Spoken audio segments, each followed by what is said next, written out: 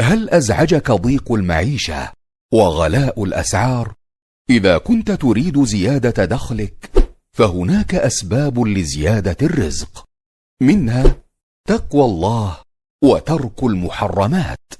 قال تعالى: ومن يتق الله يجعل له مخرجا ويرزقه من حيث لا يحتسب.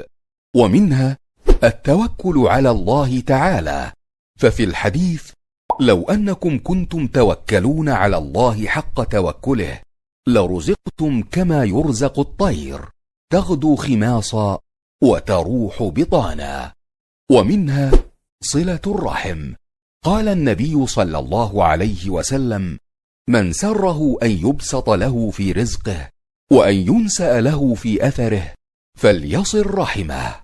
وبسط الرزق يشمل توسيعه وكثرته والبركة فيه. ومن أسباب زيادة الرزق الاستغفار. قال تعالى: فقلت استغفروا ربكم إنه كان غفارا يرسل السماء عليكم مدرارا ويمددكم بأموال وبنين ويجعل لكم جنات ويجعل لكم أنهارا. ومنها الصدقة. قال تعالى: وما أنفقتم من شيء فهو يخلفه وهو خير الرازقين. وفي الحديث: ما من يوم يصبح العباد فيه إلا ملكان ينزلان فيقول أحدهما: اللهم أعط منفقا خلفا، ويقول الآخر: اللهم أعط ممسكا تلفا. ومنها الدعاء.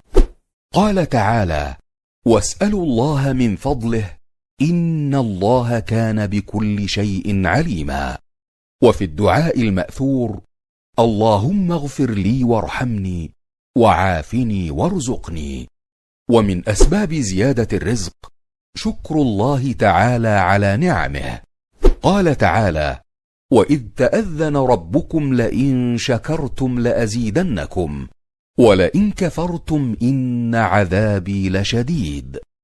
وقد كانوا يسمون الشكر بالحافظ لأنه يحفظ النعم الموجودة، والجالب لأنه يجلب النعم المفقودة.